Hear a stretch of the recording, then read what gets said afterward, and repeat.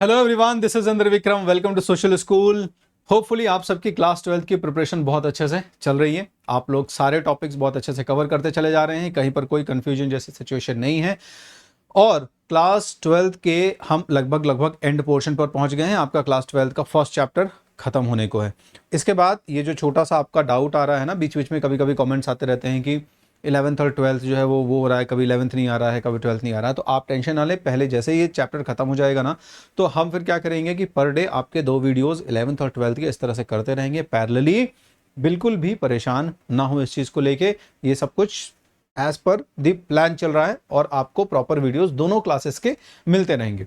ठीक है, कंफ्यूजन खत्म हो गया होगा तो फिर आ जाओ टॉपिक पे, जल्दी से शुरू करते हैं आज का वीडियो जो है, जिसके टॉपिक का नाम है डिस्कवरिंग दी हड़प्पन सिविलाइजेशन। अब देखो, हो सकता है दिमाग में कंफ्यूजन जैसे सिचुएशन क्रिएट हो जाए। क्या कंफ्यूजन क्रिएट हो जाएगा? कंफ्यूजन ये क्रिएट हो सकता है आपका कि आपने हड़प्पन सिविलाइजेशन की डिस्कवरी के बारे में तो पढ़ लिया है बहुत अच्छे से, अब ये बार बार क्यों पढ़ाना डिस्कवरी से रिलेटेड? तो आपने अभी तक जो पार्ट्स पढ़े हैं, इसमें बेसिकली डिस्कवरी कैसे हुई इसके बारे में अभी तक कोई बात नहीं हुई है हमारी। ध्यान रखिएगा, कैसे हुई का मतलब क्या क्या चैलेंजेस, क्या क्या कॉम्प्लिकेशंस, क्या क्या प्रॉब्लम्स फेस करनी पड़ी आर्कियोलॉजिस्ट को इंटरप्रेट करने में, जो समस्याएं आ रही थी उससे रिलेटेड, और उनकी टेक्निक्स को कैसे इन्होंने इवॉल्व करा, पहले जो टेक्निक इस्तेमाल करी उसमें क्या ड्रॉबैक्स थे, फिर जो आगे टेक्निक्स नई चेंज हुई एक्सकेवेशंस की, उनकी वजह से क्या फायदा हुआ। तो आप अभी क्या है कि डिस्कवरी के थोड़ी इन डेप्थ पोर्शन की तरफ जाओगे। मतलब हम डिस्कवरी का जो प्रोसेस है हड़प्पा की, उसकी इन डेप्थ थोड़ी सी हम रिसर्च करेंगे आज के वीडियो में। तो होपफुली ये क्लियर हो गया होगा। टॉपिक का नाम क्लियर होना बहुत ज्यादा जरूरी है, क्योंकि पूरी डिटेल जो है वो एक टॉपिक के नाम के बेसिस पर रहती है। So discovering the Harappan civilisation means how we discovered the Harappan civilisation, the entire civilisation. Alright, चलो शुरू करते हैं। So far we have examined facets of the Harappan civilisation in the context of how archaeologist have used evidences. अभी तक आपने जो कुछ भी पढ़ा है, पूरा चैप्टर कवर हो गया हमारा। देखो, पूरे चैप्टर में आपने जो शुरुआत करी, टाउन प्लानिंग की बात करी आपने, डोमेस्टिक स्ट्रक्चर का बात करा आपने, ठीक है, ड्रेनेज सिस्टम की बात करी आपने, इसके बाद क्राफ्ट्स के बारे में बात करी आपने, सोशल डिफरेंसेस के बारे में बात करी आपने, एंशिएंट अथॉरिटी के बारे में बात करी आपने, पूरा सब कुछ पढ़ लिया। लेकिन अभी तक ये सब क्या था? ये कुछ एविडेंसेस के बेसिस पर था। आपको कुछ मटेरियल रिमेन्स मिले थे, कुछ एविडेंसेस मिले थे, और जब इन एविडेंसेस को हिस्टोरियंस ने क्या किया, कनेक्ट करने की कोशिश की, they try to piece together different sites से डिफरेंट एविडेंसेस मिले, और इन एविडेंसेस को उन्होंने क्या किया, रिलेट करने की कोशिश की, कनेक्ट करने की कोशिश की। और जब इन्होंने कनेक्ट किया तो क्या हुआ, एविडेंसेस के बेसिस पर इन्होंने एक स्टोरी बनाई। ठीक है, स्टोरी ऐसे नहीं कि कुछ भी story which can relevantly relate, जो कि बहुत अच्छे से रिलेवेंट तरीके से रिलेट कर सके उन एविडेंसेस को, या उन एविडेंसेस के यूटिलिटी या यूज को मैं कह दूं। क्लियर हो रहा होगा बहुत अच्छे से। मैं फिर से बता दूं, अभी तक आपने जो एविडेंसेस खोजे, इन एविडेंसेस को कनेक्ट करा, कनेक्ट करने के दौरान आपके दिमाग में जो रिलेट हुआ स्टोरी, उस स्टोरी को आपने समझ लिया। ये तो बहुत क्लियर था हमारे लिए, है ना। लेकिन अब आप समझोगे there is another story as well. अब एक्सकेवेशन का एक और पहलू है, एक और कहानी है, एक और स्टोरी है, जिसको अब हम समझते हैं। ठीक है, क्या है? How archaeologist discovered the civilisation. How, अभी तक क्या था कि आर्कियोलॉजिस्ट एविडेंसेस को रिलेट करके स्टोरी कैसे बना रहे हैं, ये तो हमें बहुत अच्छे से क्लियर हुआ। लेकिन जब डिस्कवरी की प्रोसेस चल रही थी, व्हेन डिस्कवरी वाज ऑनगोइंग, ठीक है, जब डिस्कवरी एक्चुअली हो रही है और धीरे धीरे एविडेंसेस मिल रहे हैं, तो इस डिस्कवरी की जो प्रोसेस है ना, इस प्रोसेस में भी बहुत सारे चेंजेस आते रहे। इस प्रोसेस में भी कई बार बहुत सारी प्रॉब्लम्स फेस करनी पड़ी। अलग अलग जो डायरेक्टर जनरल्स बन रहे थे, उनकी अप्रोचेस डिफरेंट हो रही थी। तो इन सब में कुछ ना कुछ जो चेंजेस आए वो आप देखोगे। अब क्लियर है? How archaeologist discovered the civilisation, इसके बारे में उन्होंने जो पता लगाया, वो पता लगाया कैसे? ठीक है, कहानी ऐसे ही नहीं बन जाती है। कहानी बनाने के लिए भी आपको एक प्रक्रिया, कहीं कुछ ना कुछ तो आपके दिमाग में थीम कंसीव करनी पड़ेगी ना, तो वो थीम कंसीव करने के लिए भी आपको कुछ बैकग्राउंड चाहिए होगा। तो उस बैकग्राउंड के लिए फिर क्या है, एक पर्टिकुलर साइट पे जो एक्सकेवेशंस हो रहे होंगे, उन एक्सकेवेशंस की एक प्रोसेस जो है वो प्रॉपर फॉलो करनी पड़ेगी, तब तो जाके आपको जो मिलेगा उसके बेसिस पर स्टोरी बनाओगे। तो यहां पर यही कह रहा है कि how archaeologist discovered the civilisation, यानी सिविलाइजेशन को बेसिकली कैसे डिस्कवर किया गया। सो व्हेन हड़प्पन साइट्स, अब यहां से हम शुरू करते हैं वो हाउ वाली जो स्टोरी है ना, ये जो स्टोरी है, इस स्टोरी को यहां से हम शुरू कर रहे हैं बेसिकली।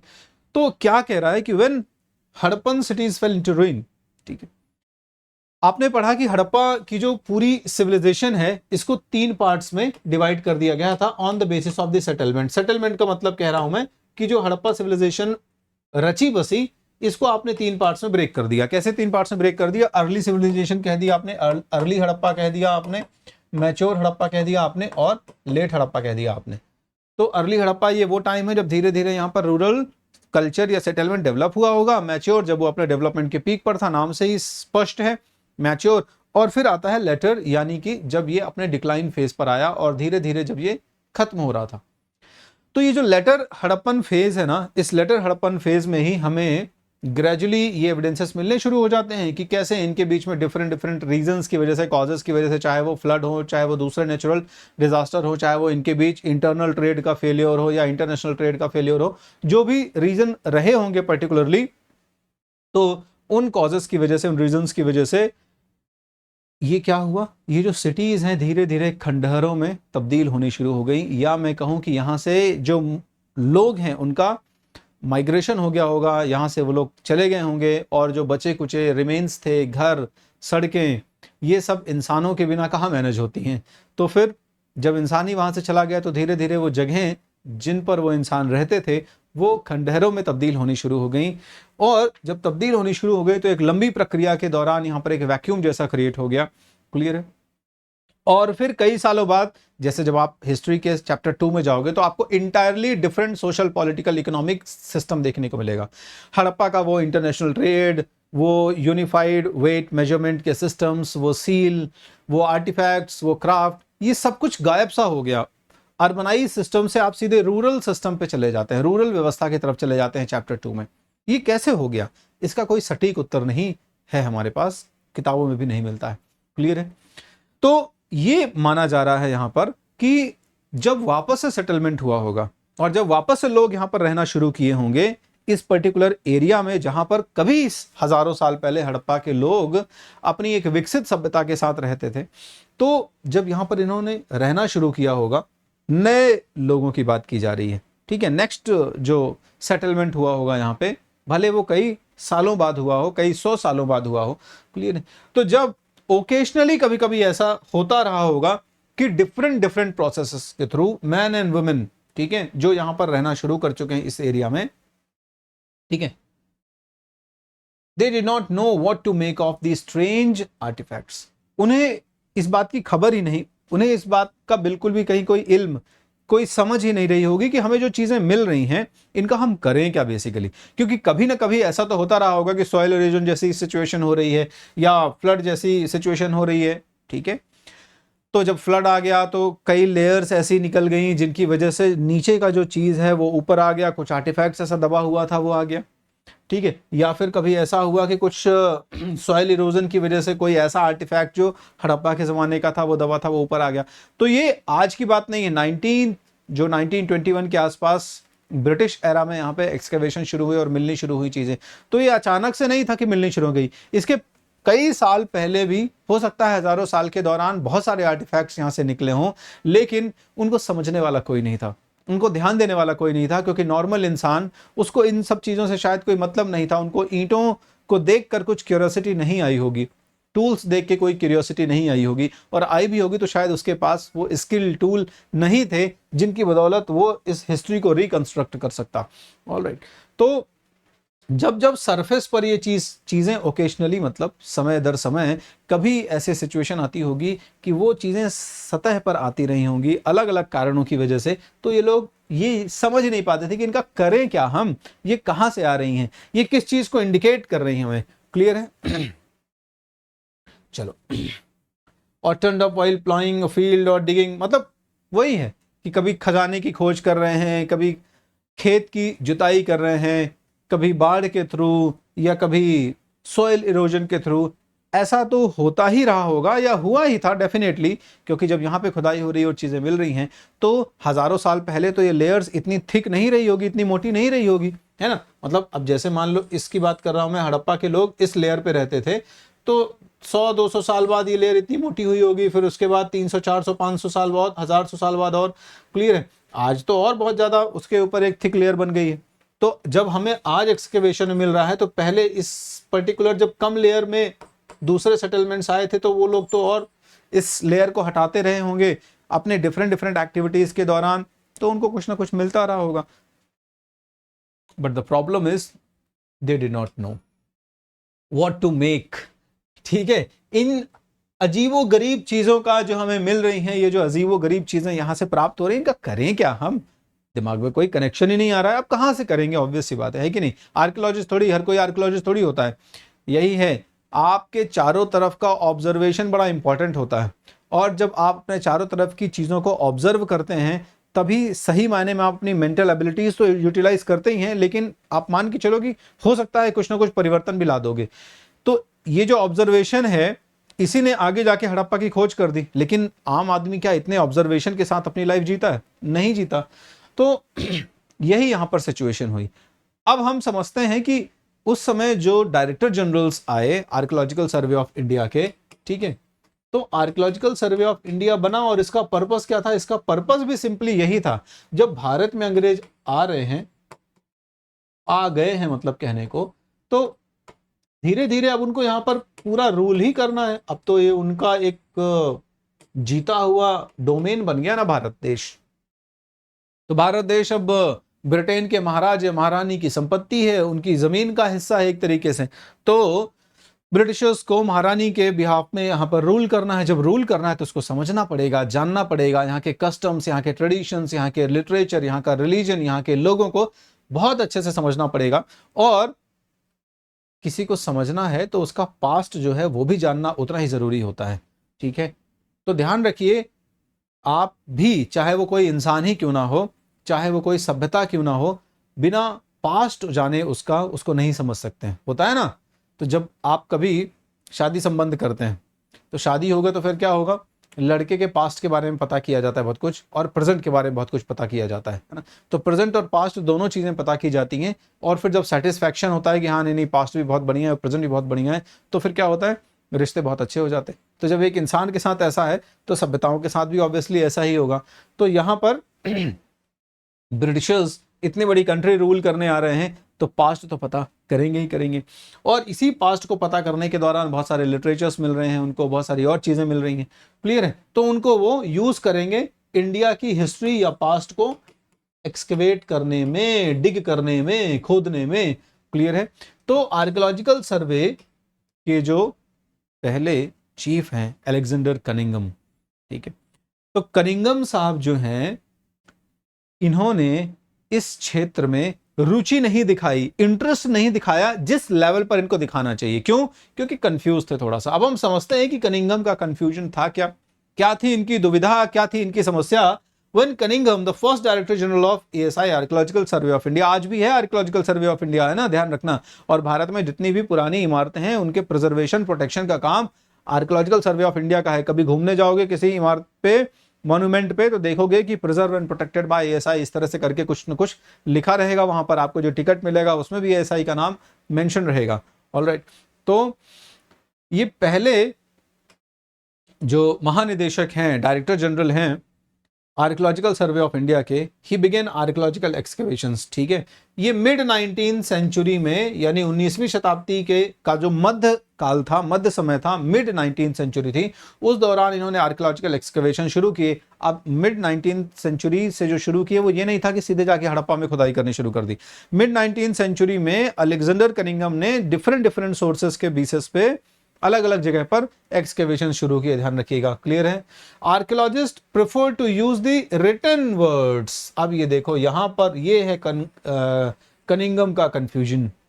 कनिंघम की समस्या ये है कि अब यहां के तो लोग हैं नहीं, भारत देश के लोग तो है नहीं, बाहर से आए हुए लोग हैं। बाहर से आए हुए जब लोग हैं तो इनको समझने के लिए पहले से जो कुछ एविडेंसेस हैं, यानी कि पहले से जो कुछ लिटरेचर हैं, टेक्स्ट हैं या हिस्टोरिकल डॉक्यूमेंट्स हैं जो दूसरे लोगों ने लिख दिया होगा भारत के लिए, ठीक है, या फिर भारत के ही होंगे, उनको पढ़ना पड़ेगा इनको, तब जाके समझ में आएगा। तो उस समय इन्होंने टेक्स्ट और इंस्क्रिप्शंस, सबसे जेन्युइन इनको दो चीजें लगी कि बहुत सारे यूरोपियन, चाइनीज ट्रैवलर्स और स्कॉलर्स हैं, ठीक है, जो भारत आए और उन्होंने बाद में अपने अकाउंट्स लिखे। अकाउंट्स का मतलब है यहाँ पर पैसे दाम का लेखा जोखा नहीं, अकाउंट का मतलब है यहाँ पर उन्होंने अपने संस्मरण, अपनी मेमोरीज लिखी, अपने यात्रा वृत्तांत के बारे में, अपने ट्रैवलॉग्स को उन्होंने लिखा। तो जब इन ट्रैवलर्स ने अपने एक्सपीरियंसेस को शेयर किया तो उन्हीं बुक्स को बाद में अलेक्जेंडर कनिंघम ने इस्तेमाल किया। इसके अलावा भारत में बहुत सारे इंस्क्रिप्शन, जैसे सम्राट अशोक जैसे महान जो शासक थे, अशोका, इन लोगों ने बड़े पैमाने पर इंस्क्रिप्शंस बनवा रखे थे अलग अलग जगह पर, ठीक है। उनमें बहुत सारी ऐसी सोशल, पॉलिटिकल, इकोनॉमिक चीजें जो है इनको मिल गई, ठीक है। तो टेक्स्ट एंड इंस्क्रिप्शंस का इस्तेमाल किया इन्होंने, यानी रिटन रिकॉर्ड्स का इस्तेमाल किया as a guide to investigation. तो पूरी की पूरी जो इन्वेस्टिगेशन है वो किसके ऊपर बेस्ड है? इंस्क्रिप्शंस के ऊपर बेस्ड है, और जो पुराने टेक्स्ट हैं, किताबें और लिटरेचर हैं, ठीक है। इन्वेस्टिगेशन पूरी की पूरी इसी के बेसिस पर हो रही है। तो जो कुछ लिखा हुआ है उन्होंने उसी के आधार पर खुदाई करनी शुरू कर दी है। जैसे इंस्क्रिप्शंस पे जो लिखा हुआ है उसी को उन्होंने प्रमाण मान लिया। चलो, Cunningham's main interest was in the archaeology of the early history. और अर्ली हिस्ट्री से क्या मतलब? कनिंघम का जो मेन इंटरेस्ट है वो इन टेक्स्ट के बेसिस पर है, और टेक्स्ट ज्यादातर जो लिखे गए थे वो कहां से कहां तक थे? 6th सेंचुरी, ठीक है, 6th सेंचुरी बीसीई से 4th सेंचुरी, ठीक है, 6 बीसी से 4 बीसी तक थे। लगभग 800 साल का जो इतिहास मैं कह दूं, ठीक है। तो ये है और कुछ नहीं है, मतलब लगभग लगभग आप कह दो 600 साल इधर के, और चलो 1000 साल कह दे, 1000 साल के आसपास कह देते, ठीक है। तो ये जो बेसिक है, इसी बेसिक के बेसिस पर कनिंघम चीजों को खोज रहा है। अब जब वो खोज रहा है तो उसको इसके पहले का अगर कुछ मिलेगा तो फिर बड़ा मुश्किल हो जाएगा रिलेट करना ना। So Cunningham's main interest was in the archaeology of early history. पुरानी हिस्ट्री, प्राचीन इतिहास के बारे में उसका इंटरेस्ट था, और वो भी 6th सेंचुरी से लेके 4th सेंचुरी तक, ठीक है, 6 बीसी से लेके 4th सी तक का इसका इंटरेस्ट था, या उसके बाद की चीजों में उसका इंटरेस्ट था। इसके पहले के बारे में उसका ज्ञान था ही नहीं। तो यही माना जा रहा था कि जो भारत देश है, यहां पर सेटलमेंट या इसका जो इतिहास है वो कहां से शुरू है? वो 6th सेंचुरी बीसी से शुरू है, या मैं कह दूं कि वही जब महाजनपद का काल शुरू हो रहा है उसी महाजनपद के काल से शुरुआत होती है, ध्यान रखिएगा। तो वैदिक काल या ऋग्वैदिक या बेसिक तौर पर मोटा मोटा उसी के हिसाब से भारतीय इतिहास को शुरू किया गया था। उसके पहले भारत के इतिहास की कल्पना ही नहीं थी कि भारत का इतिहास उससे भी पुराना हो सकता है, 5000 साल पुराना भी हो सकता है, 6000 साल पुराना भी हो सकता है, ये किसी के दिमाग में था ही नहीं। चलो, so he used the accounts left by Chinese Buddhist pilgrims. अब जैसा मैंने कहा, ठीक है, जैसे चाइनीज स्कॉलर्स आए थे, ट्रैवलर्स आए थे, ठीक है, हेन शांग की बात कर लूँ मैं, ठीक है, फाशान की बात कर लूँ, जिसे आप फायान भी कहते हैं, ठीक है। तो ये लोग जो है इन्होंने सब कॉन्टिनेंट को विजिट किया था, और विजिट करने के दौरान इन्होंने अपने अपने जो है यात्रा वृत्तांत लिखे। तो इसमें उन्होंने बहुत सारे अर्ली सेटलमेंट्स के बारे में बात करी थी, क्लियर है।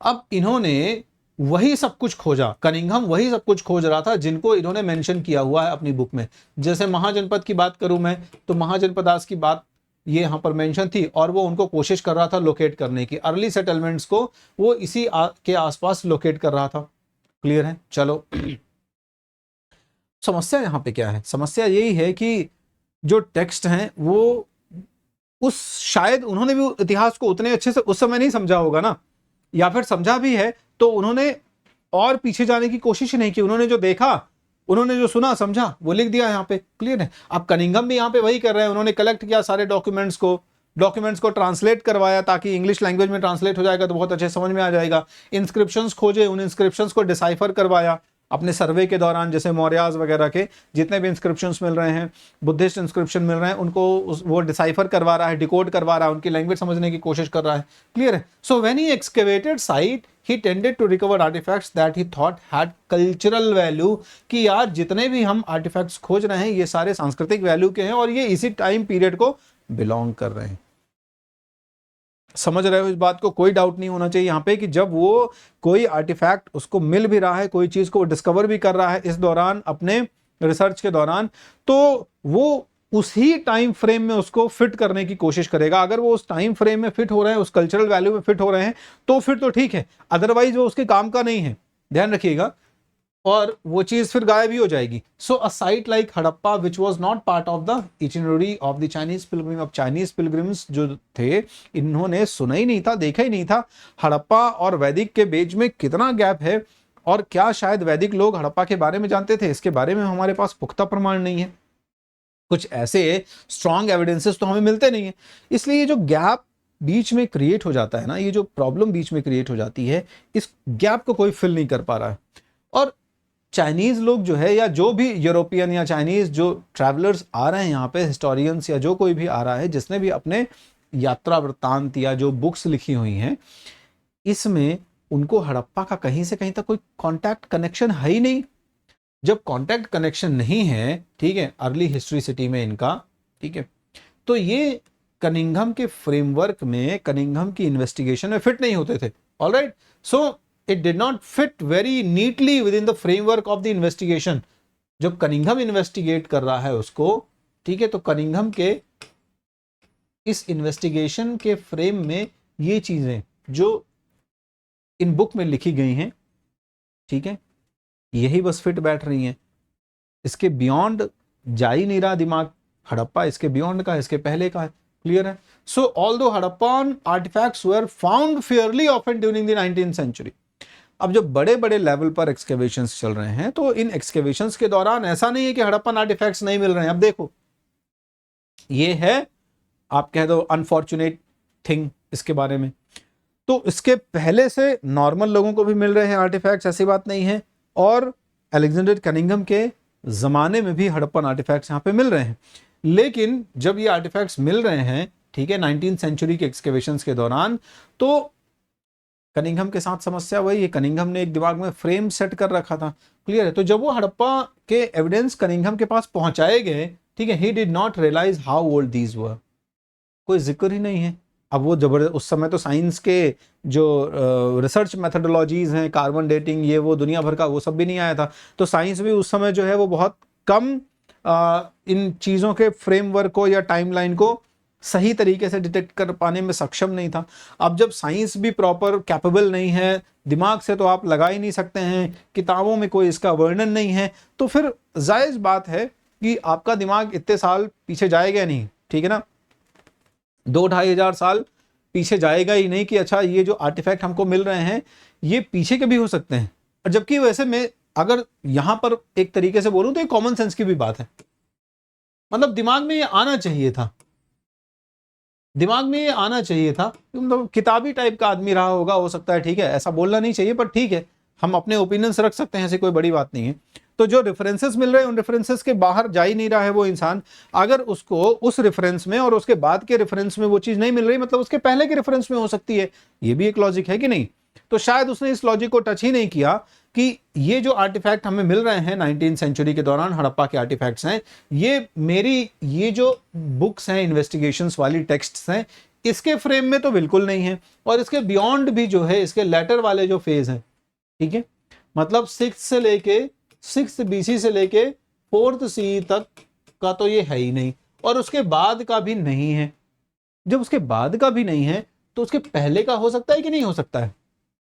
तो थोड़ा सा पॉसिबिलिटी में जाते हैं कि क्या उसके पहले, अच्छा दिमाग में ये यूरोपियन वाला एक थोड़ा सा समस्या है ना, उनको ये एक्सेप्टेबल भी नहीं था कि और ज्यादा प्राचीन होंगे ये लोग।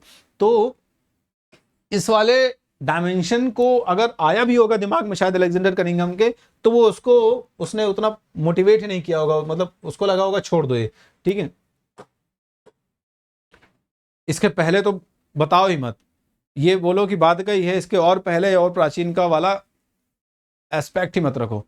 जबकि बड़ा सिंपल था, बोल देता वो। अभी आप इस बात को भी आप थोड़ा सा वही रखो कि ठीक है, हुआ होगा नहीं हुआ होगा ये हम नहीं जानते, बट हम एक अगर एजम्पशन करें या अपना ऑब्जर्वेशन करें तो ये पॉसिबल था सोचना कि वो इसके पहले के फ्रेम में भी रख सकता था।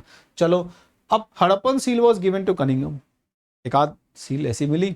अब जब ये एक आध सीलें ऐसी मिली तो कनिंघम को वो सीलें दी गई, ठीक है। अंग्रेज लोग जो बाकी के एक्सकेवेटर्स थे, जो वहाँ पर सर्वेयर्स थे, ठीक है, ये लोग जाते थे तो उनको कुछ ना कुछ मिलता था इस तरह से आर्टिफैक्ट। अब ऐसी ही एक सील जब किसी इंग्लिशमैन को मिली होगी तो उसने जाके दे दिया किसको, भाई साहब को, कनिंघम को। जब उन्होंने ये सील देखी, ठीक है, उन्होंने बकायदा उसको नोट किया, देखा, ठीक है, but unsuccessfully try to place it within the time frame.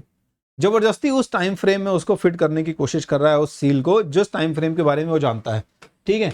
तो कनिंघम का जो दिमाग है वो 6 BC से लेके 4 CE के बीच में है। और अगर कोई चीज मिल भी रही है, अब जैसे ये सील मिली तो सील को क्या कर रहा है, he is trying to place it within the time frame. जिस टाइम फ्रेम के बारे में वो फैमिलियर है, उस टाइम फ्रेम में जबरदस्ती उसको फिट करने की कोशिश कर रहा है। This was because he like many others thought that Indian history begin with, वही बाकी सब लोगों के तरह यहां भी दिमाग में वो एक भरा हुआ है कनिंघम के कि यार जो भारत का इतिहास है वो कहां से शुरू होता है, वही महाजनपद वाला पीरियड, और जब गंगा वैली के आसपास लोगों का सेटलमेंट शुरू हुआ होगा। इसके बियॉन्ड ये लोग सोच ही नहीं पा रहे हैं, इसके बियॉन्ड, जबकि कोई बहुत मुश्किल नहीं था। मेरे ख्याल से जानबूझ के नहीं किया होगा, बड़ा सिंपल है, मैं तो यही कहूंगा कि शायद जानबूझ के नहीं किया होगा, ठीक है।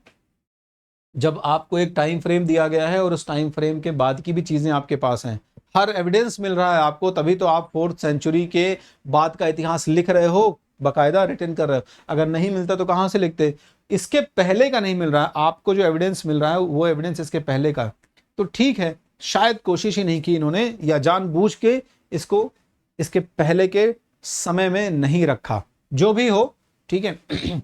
सो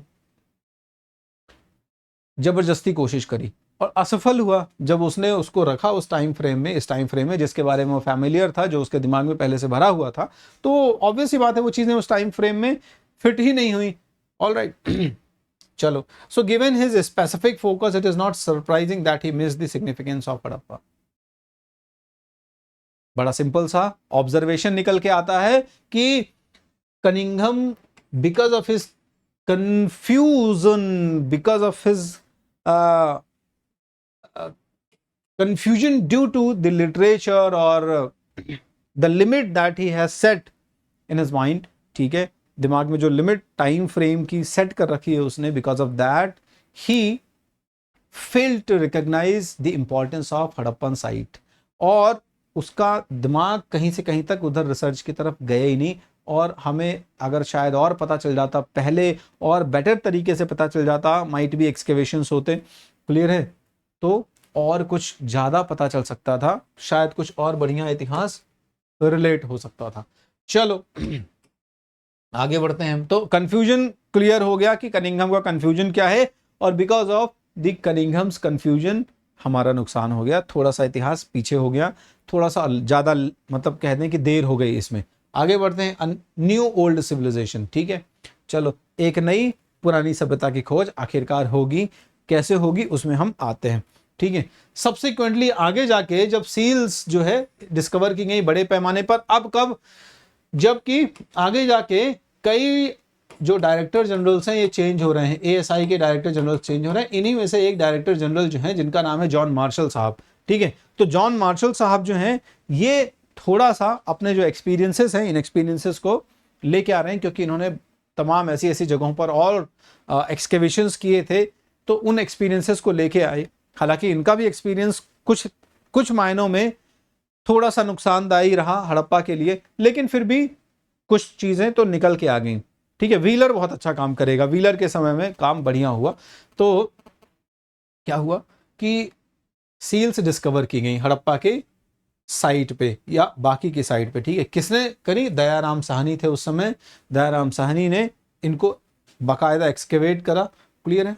20th सेंचुरी में अब देखो कहाँ मिड 19th सेंचुरी में आपके पास आर्टिफैक्ट्स आ गए थे, एविडेंसेस आ गए थे, लेकिन आप जाके उसको 20th सेंचुरी में, ठीक है, अर्ली 20th सेंचुरी में 1920-21 के आसपास जाके अब उसको आप फाइनली क्या कर रहे हो, समझ पा रहे हो। तो 100 साल का एक अच्छा खासा समय लग गया आपको, लगभग 100 साल की बात कर रहा हूँ, एग्जैक्टली नहीं, लगभग 100 साल का समय लग गया आपको, ठीक है, पर्याप्त समय होता है ये। चलो, in layers that were definitely much older than early historic levels, ठीक है। ये सब सील उन लेयर्स पर मिली एक्सकेवेशंस के दौरान जिन लेयर की अभी हम बात कर रहे थे। तो अर्ली हिस्ट्री किसको माना जा रहा था? अर्ली हिस्ट्री अभी तक सिर्फ उस टाइम फ्रेम को माना जा रहा था जिस टाइम फ्रेम में कंफ्यूजन में कनिंघम था, या जिस टाइम फ्रेम की वजह से कंफ्यूजन क्रिएट हो रहा था कनिंघम के दिमाग में। क्लियर है? मतलब 6th सेंचुरी बीसी से 4th सेंचुरी सी तक का जो टाइम फ्रेम है अर्ली हिस्ट्री का, इससे भी पुरानी लेयर्स को जब एक्सकेवेट किया गया तब यहां पर वो चीजें मिली। It was then that their significance begin to be realise. तब जाके दिमाग की घंटी बजी और तब जाके समझ में आया कि अच्छा रे, पुराना भी है।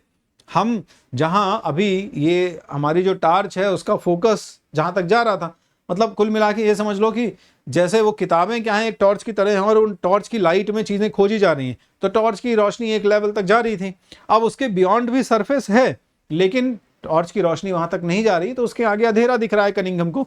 लेकिन यहां पर इन्होंने अपना दायरा बढ़ाया या फिर शायद और आगे तक गए और उसके बाद वहां से टॉर्च आगे थोड़ा सा फोकस करी होगी।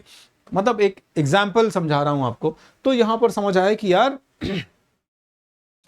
ये बहुत महत्वपूर्ण चीजें हैं। हड़प्पन साइट का या उन पर्टिकुलर एरियाज का सिग्निफिकेंस, महत्व जो है वो समझा गया आगे जाके। अनदर आर्कियोलॉजिस्ट राखल दास बनर्जी, आरडी बनर्जी जिन्हें हम कहते हैं, ठीक है, जिन्होंने मोहनजोदाड़ो की खोज की, ठीक है, 1921 में। तो मोहनजोदाड़ो में भी कुछ वैसी ही सिमिलर टाइप के सील्स को इन्होंने एक्सकेवेट करा। क्लियर है? और इस तरीके से ये पता चला कि ये जो साइट्स, अलग अलग साइट हड़प्पा और मोहनजोदाड़ो से 2 सील मिली हमें, ये तो है एक ही तरीके के कल्चर की। क्लियर है? तो बेसिकली क्या हुआ, ये जो साइट्स हैं ये एक सिंगल आर्कियोलॉजिकल कल्चर को रिप्रेजेंट कर रही हैं, ये चीज कंफर्म हुई। क्लियर है? तो अब यहां समझ पा रहे हो ना, पहले तो सिर्फ हम एविडेंसेस खोज रहे थे इसके पहले, और एविडेंसेस के बेसिस पे कहानी बना रहे थे कि ये यूज होगा, ये पैटर्न रहा होगा उनका। लेकिन अब हम डिस्कवरी के बारे में, डिस्कवरी के जो ट्रेजेडीज हैं उनके बारे में डिस्कशन कर रहे हैं, इसीलिए इसका नाम है डिस्कवरिंग द हड़प्पन सिविलाइजेशन। तो अब यहां पर क्लियर हो रहा है, जब इनको पहले हड़प्पा में वही सील मिल गई, हड़प्पा की सील इन्होंने देखी, इसके बाद मोहनजोदाड़ो की जब सील देखी तो यार उन्होंने कहा कि यार हड़प्पा और मोहनजोदाड़ो की जो सील है इनमें सिमिलरिटी देखने को मिलती है, मतलब माइट भी ये जो पूरी सिविलाइजेशन है ये एक सिविलाइजेशन रही होगी। क्लियर है? So these sites were part of a single archaeological culture, मतलब ये पूरा एक आर्कियोलॉजिकल साइट रहा होगा, और ये जितने भी डिफरेंट साइट्स हैं ये सभी उसी एक आर्कियोलॉजिकल साइट का पार्ट है। Based on these finds in 1924 John Marshall finally in findings के बेसिस पर 1920 और 1921 में जो खोजें हुई और आगे जाके थोड़ा सा और क्लैरिटी आई, तब फाइनली जाके 1924 में जॉन मार्शल ने बड़े गर्व के साथ थोड़ा सा ये अनाउंसमेंट किया। अब गर्व रहा हो चाहे ना हो, लेकिन अनाउंसमेंट तो करना पड़ेगा क्योंकि प्रूफ मिल रहे हैं आपको आपके आंखों के सामने। ठीक है, तो क्या अनाउंसमेंट किया गया, क्या बताया गया डायरेक्टर जनरल के द्वारा कि discovery of a new civilisation in the Indus valley to the world. संसार को बताया गया कि देखो भारत की जो सभ्यता है, भारत के जो उत्तर पश्चिम क्षेत्र में कुछ ये जो साइट्स विकसित हैं, ये साइट्स कई हजार साल पुरानी हैं। क्लियर है? एक नई सभ्यता की खोज की गई है। तो इसीलिए टॉपिक का नाम है अ न्यू ओल्ड सिविलाइजेशन, मतलब एक बहुत पुरानी सभ्यता जो समय की रेत में खो गई, लेकिन फिर जब वो रेत की परतें हटी तो फिर वो हमें दिखनी शुरू हो गई। हमारे लिए तो वो नई है, लेकिन वो है कई हजार साल पुरानी और बहुत पुराना कल्चर अपने आप में समेटे हुए। क्लियर है? As S N Roy noted. और इसी जब ये बड़े अनाउंसमेंट हुए तो अनाउंसमेंट के बाद फिर देखो एक और इम्पॉर्टेंट फिगर हैं एस एन रॉय। ये क्या लिख रहे हैं, ये किताब लिख रहे हैं स्टोरी ऑफ इंडियन आर्कियोलॉजी। ठीक है, तो इन्होंने बड़ा बढ़िया स्टेटमेंट दिया कि Marshall left India 3000 years older than he had found her। Marshall जब गया भारत देश में डायरेक्टर जनरल ऑफ इंडिया बन के ASI का, और उसने ये जो हड़प्पा सभ्यता की खोज करवाई, उसके देख रेख में जो खोज हुई, उसके गाइडेंस में जो खोज हुई, इससे मार्शल जिस भारत में गया था उससे और उसको 3000 साल पीछे लेके गया। मतलब यहां पर पीछे ले जाने का मतलब है, थोड़ा सा गर्व की बात है कि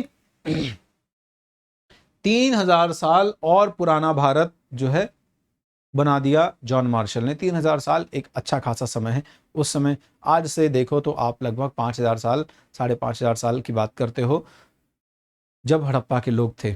अब ये भी अभी और रिसर्च और एक्सकेवेशंस जो है वहाँ पर हो सकते हैं। जैसे स्क्रिप्ट की बात करूँ मैं, स्क्रिप्ट डिसाइफर हो जाए तब तो मतलब बहुत सारी चीज़ें आपको पता चल जाएंगी जो अभी तक पता नहीं। So this was because similar till then unidentified seals were found, ठीक है, क्योंकि अभी तक जो सील वगैरह जो आइडेंटिफाई नहीं किया गया था, ठीक है, वो एक तरीके की यहाँ से मिलती रही, ठीक है, एक्सकेवेशंस के दौरान। और इनमें से बहुत सारी जो सील थी ये मेसोपोटामियन सील से मेल खाती थी, या मैं कहूँ कि कुछ कुछ वैसी थी। वहाँ पे भी कुछ ना कुछ एनिमल्स और मोटिव्स बने हुए होते थे, यहाँ पर भी वही था। तो ये एक्सपीरियंस इसलिए भी था क्योंकि मेसोपोटामिया की जो सील थी और इंडस वैली की जो सील थी उनमें भी क्या था, बहुत कुछ समानता थी, पैटर्न्स में समानताएं थी। आगे जाके ट्रेड का रिलेशन इस्टेब्लिश हो ही गया, तो ये भी समझ आ गया कि ये जो सिविलाइजेशन है, हड़प्पन सिविलाइजेशन है, ठीक है, ये नई नहीं है। मतलब नई तो है ही है एक तरीके से, लेकिन ऐसा नहीं है कि ये अभी शायद कुछ सालों पहले की हो। ये one of the oldest world civilisation है और ये मेसोपोटामिया के समकालीन है। मेसोपोटामिया के लोग जब थे तो हड़प्पा के लोग भी थे। क्लियर है? ऐसा नहीं है कि ये लोग काफी बाद के रहे हों। तो होपफुली ये क्लियर हो गया होगा आपको।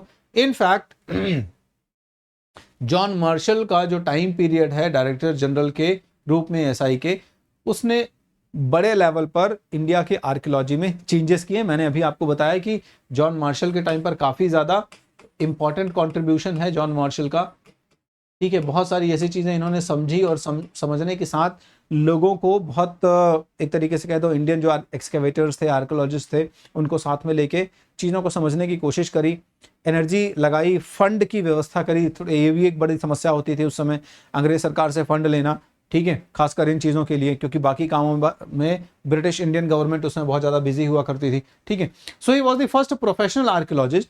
तो अभी तक ये इसलिए हो पाया जॉन मार्शल के टाइम में, अभी तक जो नहीं हुआ था, क्योंकि जॉन मार्शल जो है वो एक प्रोफेशनली आर्कियोलॉजिस्ट ही हैं। तो प्रोफेशनली आर्कियोलॉजिस्ट क्यों? क्योंकि इसके पहले, भारत में काम करने के पहले, इनके पास एक वास्ट एक्सपीरियंस था, बड़ा बढ़िया अनुभव था कहाँ कहाँ काम करने का। ग्रीस वगैरह में काम किया था, क्रेट वगैरह में काम किया था इन्होंने, ठीक है। ग्रीस का ये एक पार्ट है, आइलैंड है, ध्यान रखिएगा, है ना, मतलब अलग कोई कंट्री नहीं है।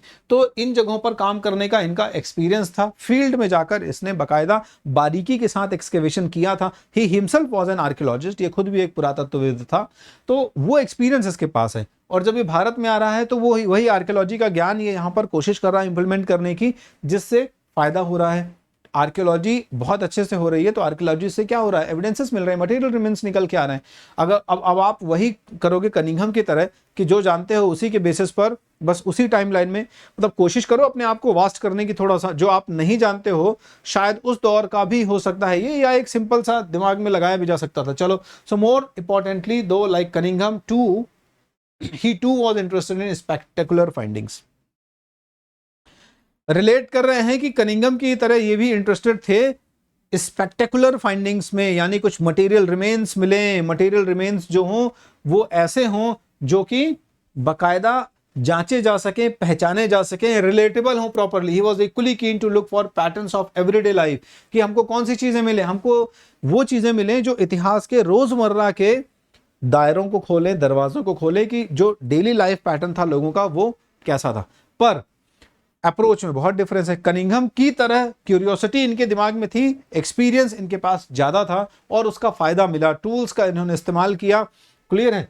तो ये चीजें थोड़ा सा ज्यादा बेहतर हो गई और उसकी वजह से उसको यानी नई सिविलाइजेशन को बाहर निकालने में हमें फायदा मिला।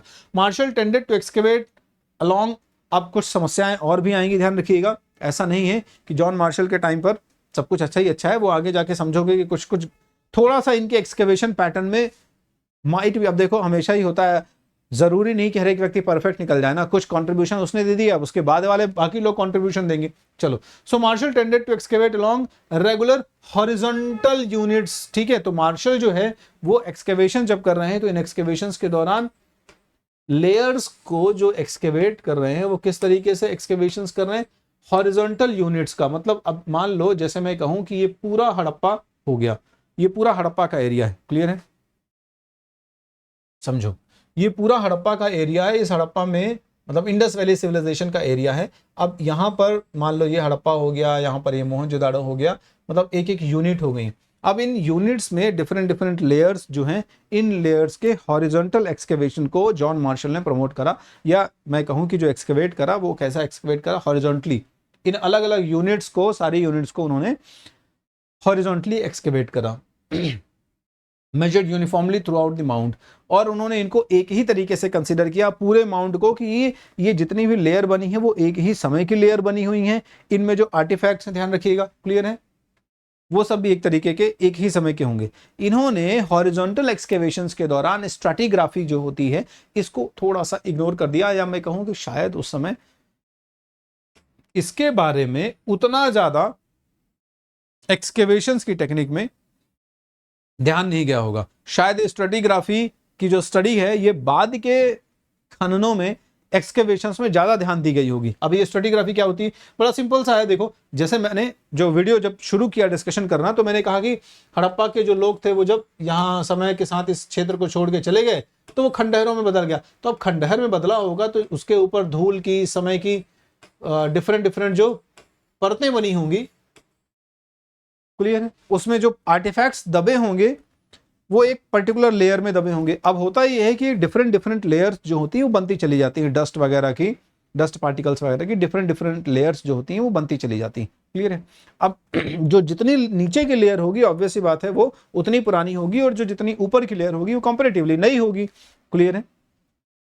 तो जब आप स्ट्रैटिग्राफी यानी लेयर्स दर लेयर कब कैसे बनी है इसके बेसिस पर एक्सकेवेशन करोगे तो ज्यादा सटीक आपको चीजें मिलेंगी। क्यों? क्योंकि पर्टिकुलर लेयर को जब आप एग्जामिन करोगे और देखोगे कि ये लेयर जो बनी है ये किस समय की बनी है, तो इसमें जो हमें एक्सकेवेशन के दौरान रिमेन्स मिल रहे हैं वो उस पर्टिकुलर समय के होंगे। लेकिन जब आप ये मान के चलोगे कि जैसे आपने हॉरिजॉन्टल जो एक्सकेवेशंस करे उस दौरान आपने ये मान लिया कि इस पर्टिकुलर यूनिट में हमें खुदाई करना, अब इस यूनिट में, पर्टिकुलर यूनिट में हमें जो खुदाई करनी है, तो हम स्ट्रैटिग्राफी को ना समझ के सिर्फ ये देख रहे हैं कि डायरेक्टली खोद लें इस पर्टिकुलर यूनिट को।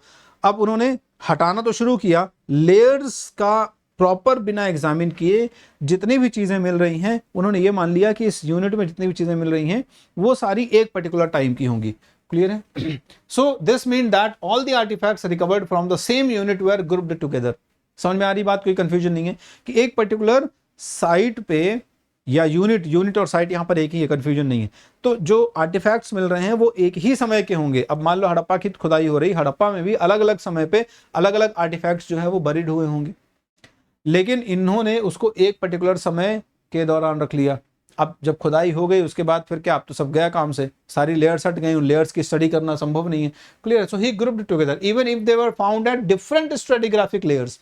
अब देखो, समझ रहे हैं जॉन मार्शल इस चीज को, या उनके पास जो रिपोर्ट जा रही है वो ये जा रही हैं, मतलब माइट भी शायद वो उस समय इतना एक्यूरेट नहीं नोट होता था, लेकिन ध्यान नहीं दिया उन्होंने इस चीज को कि यार ये जो चीजें मिल रही हैं वो अलग अलग लेयर्स पे मिल रही हैं, तो वो लेयर को यहां पर कंसीडर नहीं कर रहे हैं, लेयर का साइंटिफिक एस्पेक्ट वो कंसीडर नहीं कर रहे हैं, बजाय इसके वो पूरी यूनिट को एक यूनिट मान रहे हैं, और वो ये मान के चल रहे हैं कि इस पूरी यूनिट में एक ही समय में चीजें दबी होंगी, उनको निकालो और वो एक समय को ही बिलोंग करती, क्लियर है। So he ignored that stratigraphic pattern, stratigraphic pattern को इन्होंने इग्नोर कर दिया, वहां पे जो लेयर बन रही थी उन लेयर्स को प्रॉपर एग्जामिन नहीं करा।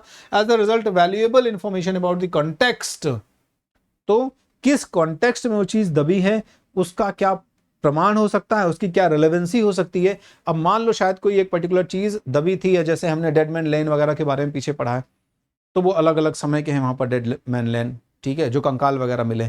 तो अब शायद आपको ये समझ में आ जाता अगर आप उसके प्रॉपर स्ट्रैटिग्राफिक लेयर की स्टडी करते कि एक पर्टिकुलर किस समय का है, तो फिर वो जो आपका इन्वेजन वगैरह वाला पार्ट है वो शायद उतना सटीक नहीं बैठता, क्लियर है। मास किलिंग वाला जो कॉन्सेप्ट है वो शायद उतना सटीक नहीं बैठता, या कुछ और नई फाइंडिंग्स निकल के आती। तो ये बड़ा यहाँ पर कंफ्यूजन जैसा है, या समझने की चीज़ थी जो समझी नहीं गई, कि जो कॉन्टेक्स्ट था इन चीज़ों के मिलने का, आर्टिफैक्ट्स का, वो क्लियर नहीं हो पाया और वो इरिट्रीवेबली लॉस्ट हो गया, यानी कि अब एक बार खुदाई हो गई, सारी लेयर्स एग्जामिन हो गई, उनको हटा दिया गया, फेंक फाक दिया गया, अब कहाँ से आप उसके स्टडी करना शुरू करोगे? तो वो एक तरीके से खत्म हो गया हमारे लिए, वो लॉस्ट हो गया, है ना। और जब वो लॉस्ट हो गया तो फिर अब उस समय आपको फिर जो मिल गया उसी से संतोष करना पड़ेगा। आगे जाके जब नई टेक्निक्स और नए क्वेश्चंस, यानी कि अब हम थर्ड पॉइंट पे आते हैं इसके डिस्कवरी वाले, कि नई तकनीकें जब यहां पे आ रही हैं। एक भाई साहब हैं, ठीक है, आप ये देख रहे हैं फोटो, तो ये भाई साहब है व्हीलर, ठीक है। अब व्हीलर थोड़ा सा अपने आप में समझदार हैं, क्यों?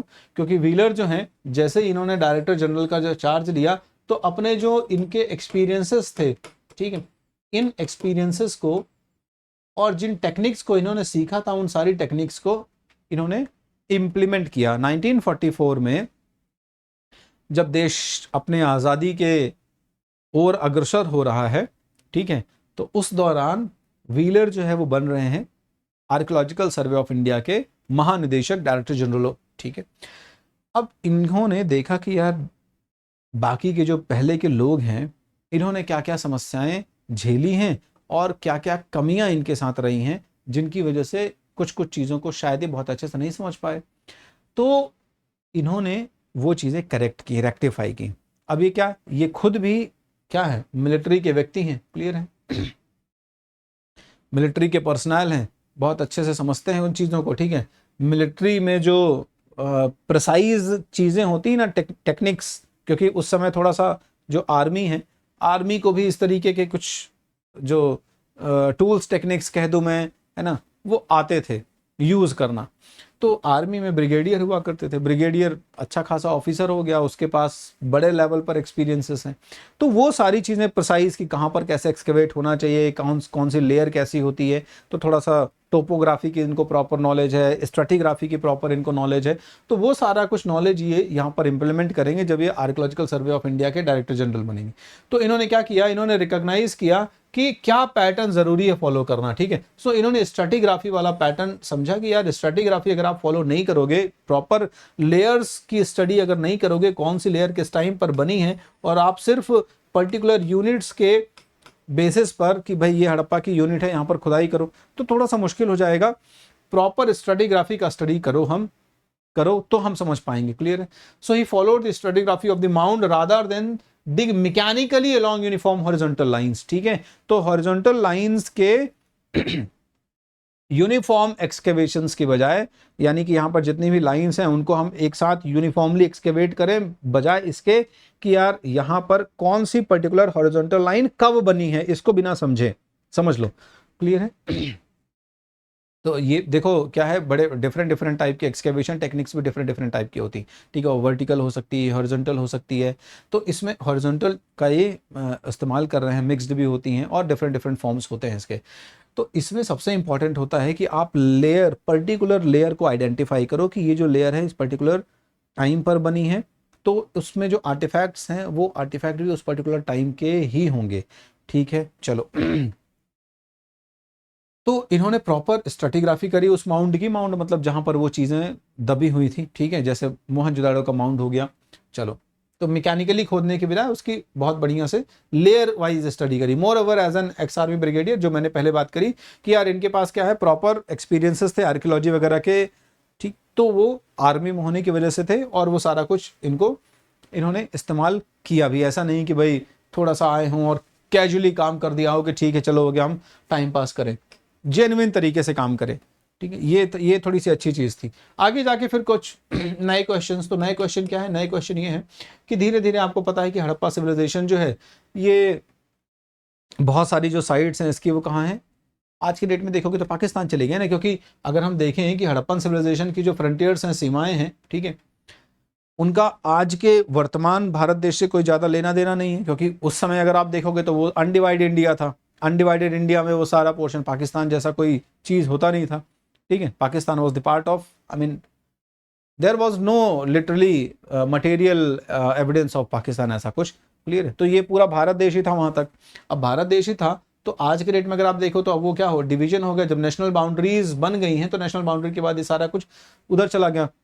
अब 44 में व्हीलर भाई साहब आए हैं और 46-47 से बैकग्राउंड क्लियर हो गया, 47 में जाके प्रॉपर सब कुछ डिवीजन हो गया, ठीक है। 3 साल बाद तो कुछ नई समस्याएं आ गई। क्लियर है? समस्या क्या आ गई कि जब सब कॉन्टिनेंट का डिवीजन हुआ, यानी पाकिस्तान बन गया और भारत देश अपना ये रहा ही, और वो हिस्सा जो मेजर साइट्स थी हड़प्पा मोहनजोदड़ो वाला, वो पूरा पाकिस्तान की तरफ चला गया बड़ी साइट्स में। ठीक है, तो फिर ये हुआ कि यार इंडियन आर्कियोलॉजिस्ट बेचारे, है ना, ये नया क्वेश्चन का मतलब यही, इंडियन आर्कियोलॉजिस्ट को ये लगा कि अब हमको भी तो, अभी तक तो यही आइडेंटिफाई किया गया था ना कि इंडियन सिविलाइजेशन जो है ये बहुत पुरानी है, तो अब वो साइट उधर चली गई है, तो भाई साहब लोग क्लेम करना शुरू कर देंगे कि हम लोग इतने पुराने हैं, ये नहीं देखेंगे कि अभी 2-3 साल पहले आए हम। क्लियर है? तो ये जो इंडियन आर्कियोलॉजिस्ट हैं, इंडियन आर्कियोलॉजिस्ट ने कोशिश करनी शुरू करी कि इंडिया के पोर्शन में जो आज का प्रेजेंट नेशनल बाउंड्री वाला एरिया है, यहां पर भी शायद हमें रिमेन्स मिलने चाहिए। तो फिर इनके नेतृत्व में आगे जाके काम हुआ, और आप देखेंगे एक्सटेंसिव सर्वेज होंगे कच्छ के एरिया में, यानी गुजरात के एरिया में, हरियाणा के एरिया में, राजस्थान के एरिया में, वेस्टर्न यूपी के एरिया में, और बड़े पैमाने पर मॉडर्न जो साइट्स हैं वो निकल के आएंगे। तो हड़प्पन सेटलमेंट्स की बहुत सारी साइट्स एक्सप्लोर हुई इस समय पंजाब में, हरियाणा में। ठीक है, जैसे मैं कहूँ कालीबंगा हो गया, लोथल हो गया, राखीगढ़ी हो गया, तो ये रिसेंटली हैं, रिसेंटली और मोस्ट रिसेंटली ढोलावीरा जो खोजी गई।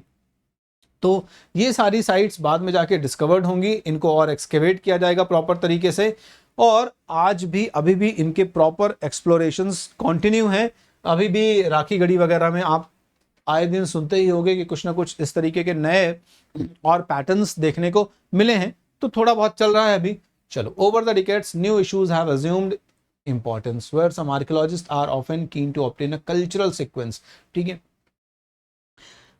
आगे जाकर ये जो अभी हम डिस्कशन कर रहे थे, डिस्कशन में हमारे ये पॉइंट आ रहा था कि ये जो डिसकंटिन्यू हो जा रहा ना, ये डिसकंटिन्यू जो हो जा रहा है, इसको कैसे लिंक करें।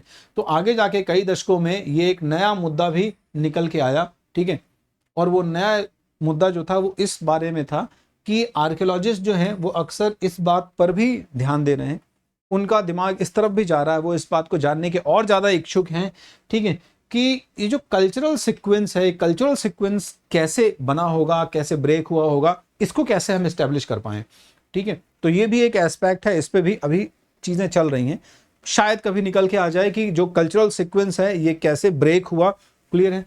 Others try to understand the logic underlying the location of specific site. बाकी दूसरे आर्कियोलॉजिस्ट जो है, मतलब डिफरेंट अब इश्यूज हैं, इन डिफरेंट इश्यूज पर जो नए क्वेश्चन की बात कर रहा हूं ना मैं, तो नए क्वेश्चन पहले तो सिर्फ साइट को लेकर था कि साइट एक्सकेवेट हो, लेकिन अब सिर्फ साइट एक्सकेवेट नहीं, अब डायमेंशंस दूसरे हो गए हैं एक्सकेवेट करने के, एक्सप्लोर करने के। और वो नए डायमेंशंस में क्या डायमेंशन आ रहे हैं? कल्चरल सीक्वेंसी का एक डायमेंशन आ रहा है, दूसरा डायमेंशन आ रहा है। दूसरे लोग कोशिश कर रहे हैं कि वो ये लॉजिक फाइंड आउट करने की कोशिश कर रहे हैं, समझने की कोशिश कर रहे हैं कि जो स्पेसिफिक साइट्स थी वो डिफरेंट लोकेशन में, पर्टिकुलर लोकेशन पर ही पर्टिकुलर साइट है, इसका कुछ बहुत एग्जैक्ट हमको रीजन पता चल जाए। क्लियर है? अभी एजम्पशंस तो हैं, एजम्पशन तो एक चीज हो गई, लेकिन थोड़ा सा और एक्यूरेट कुछ ऐसे रीजन या हिस्टोरिकल एविडेंसेस मिल जाएं। They also grapple with the wealth of artefacts trying to figure out the functions these may have served. ठीक है, और साथ साथ ये और कोशिश कर रहे हैं कि जो बड़े पैमाने पर हमें जो संपदा मिली है, संपत्ति मिली है आर्टिफैक्ट्स की, इनके प्रॉपर यूज, प्रॉपर पैटर्न्स, इनकी प्रॉपर यूटिलिटी, यानी कि जो ये पर्पस सर्व करते थे उसके बारे में पता चल जाए। एक्यूरेट मतलब डेली लाइफ पैटर्न जो हड़प्पन्स का था, इसके बारे में और सटीक जानकारियां मिल पाएं। तो ये सारे प्रयास चल रहे हैं, अब ये कितने सफल होते हैं ये तो आगे जाके पता चलेगा। Since the 1980s there has also been growing international interest in Harappan archaeology. 1980 के आसपास भारत के लोग और उधर पाकिस्तान के लोग तो लगे हुए हैं, दुनिया के लोग 1980 के बाद, मतलब आज़ादी के बाद देखो नए नए क्वेश्चन बने, और 1980s के बाद दुनिया के बड़े बड़े आर्कियोलॉजिस्ट और इंडिपेंडेंट इंडिया में पाकिस्तान और इंडियन साइट्स की तरफ आकर जो है वो अपना इंटरेस्ट शो करेंगे। Specialist from the subcontinent and abroad have been jointly working. तो ये लोग सब लोग मिलकर प्रयास कर रहे हैं। ठीक है, हड़प्पा और मोहनजोदाड़ो पे। They are using modern scientific techniques including surface exploration to recover traces. Surface exploration is also one of the recent technique of the excavation, जिसमें क्या होता है कि आपकी सरफेस की प्रॉपर जो सॉइल हो गई है ना, इसकी क्वालिटी, इसके पैटर्न, इसकी जो स्ट्रेटिग्राफी हो गई, इसकी स्टडी की जाती है। इस तरह से जो सरफेस एक्सप्लोरेशन है, इससे हमें बहुत ज़्यादा सटीक एविडेंसेस मिल जाते हैं कि ये पर्टिकुलर सभ्यता का समय या जो आर्टिफैक्ट्स हैं ये सब कब क्या कैसे रहे होंगे। तो सरफेस एक्सप्लोरेशन का इस्तेमाल करके भी यहाँ पर और एक्सकेवेशंस करने की कोशिश की जा रही है, ठीक है। तो ये सारे प्रक्रियाएं चल रही हैं। अब देखते हैं, हो सकता है कि कुछ और भविष्य में जो है इंटरेस्टिंग रिजल्ट्स हमको मिल पाए। ये सब अभी क्या है, एजम्पशन के लेवल पर। एजम्पशन का मतलब है कि अभी फिर सिर्फ रिसर्च के लेवल पर चीजें चल रही हैं। शायद कुछ ऐसा और इंटरेस्टिंग आपको मिल पाए तो इतिहास की किताबों में ये और आगे जाके आपका सिलेबस बढ़ाएगा, चिंता मत करिएगा। सिलेबस बढ़ाएगा तो कोई दिक्कत नहीं, फिर आपको हम और एक्सप्लेन भी करेंगे, इसमें कोई समस्या की बात नहीं, बहुत अच्छे से आपको पढ़ाया जाएगा। भले सिलेबस बढ़ेगा, क्योंकि रीजंस भी आ जाएंगे कि क्या कैसे हुआ, और साइंटिफिक टेक्निक्स के थ्रू जब चीज़ें निकल कर आती हैं तो वो थोड़ा सा और बेहतर होता है उनको एक्सप्लेन करना, बजाय कि वो एजम्पशन बेस्ड हो। तो होपफुली ये क्लियर हो गया होगा पूरा का पूरा discovering of the Harappan civilisation वाला चैप्टर। जल्दी से मैं आपको गुड न्यूज़ जो है वो जो अक्सर लेक्चर में हर लेक्चर में देता हूं वो फिर से रिपीट कर दूं, ताकि आप इसको और स्प्रेड करते रहें। क्लास 11th का जो बैच है that has already started, that is running already, ठीक है। तो आपके 3 सब्जेक्ट और बाकी के सब्जेक्ट्स भी अवेलेबल हैं, ध्यान रखिएगा। तो आप जल्दी से जल्दी इनको ज्वाइन करें, ठीक है। क्लास 12 का विक्ट्री बैच जो कि आप क्लास 12 के बच्चों के लिए है, तो विक्ट्री बैच जो है इसमें बहुत सारे बेनिफिट हैं। कौन कौन से बेनिफिट हैं? बेनिफिट्स हैं कि जब आप पढ़ने बैठोगे, यानी कि बैच ज्वाइन करने के बाद हमारे साथ पढ़ने बैठोगे, तब आपको वो इंटरेक्शन महसूस होगा जो इंटरेक्शन आपकी ऑनलाइन क्लास जैसा होता है। टीचर के साथ इलेक्ट्रॉनिक इक्विपमेंट्स को साथ में रखकर एकदम इस तरीके से पढ़ना कि आपका जो एक्सपीरियंस है वो एकदम ऑफलाइन जैसा हो। ये डिफरेंट लगेगा थोड़ा सा, क्योंकि आप बात भी कर सकते हैं टीचर के साथ में, और आपके कन्फ्यूजन्स जो है, डाउट्स हैं, उनको भी शेयर कर सकते हैं, ठीक है। टीचर कभी कुछ पूछते हैं तो आप उनको आंसर दे सकते हैं। इमोजीज के थ्रू आप अपने ग्रैटिट्यूड या अपने जो इमोशंस हैं उनको भी एक्सचेंज कर सकते हैं, ठीक है। तो क्वेश्चन टैब के थ्रू आप डाउट्स पूछ सकते हैं टीचर्स से। लाइव पोल का ऑप्शन है यहाँ पे, क्विज के थ्रू आप जो लर्न कर रहे हैं टीचर एसेस करने की कोशिश करेगा और समझ में आ जाएगा आपको कि आपने कितना बढ़िया एसेस किया है, यानी पढ़ा है उसको। चलो फिर जब वो लीडर बोर्ड निकल के आता है तो वो एक नया आपको एक्सपीरियंस देता है। क्या एक्सपीरियंस देता है कि भाई इतने लोग हैं जिनको बन रहा है, तो उनके बीच में आपको ये भी समझ में आ जाता है कि अच्छा हम कहाँ स्टैंड कर रहे हैं, तो हमें ज़्यादा आता है या हमारे दोस्त को ज़्यादा अच्छे से आता है, ठीक है। तो ये पोल लीडर बोर्ड के थ्रू आप एसेस कर सकते हैं। स्कॉलरशिप टेस्ट अटेम्प्ट कर सकते हैं। अगर आपको लगता है कि यार पढ़े तो, लेकिन पढ़ने के साथ साथ क्यों ना हम अपनी पढ़ाई को क्या करें, फंड भी करें, पेरेंट्स का बिल्कुल भी पैसा जो है वो खर्च ना होने दें, तो ये भी आपके पास एक गोल्डन अपॉर्चुनिटी। या फिर वो लोग जो थोड़ा सा उतने प्रिविलेज नहीं हैं, तो वो सबसे बेस्ट है उनके लिए ऑप्शन, स्कॉलरशिप टेस्ट जो है वो आप अटेम्प्ट करिए।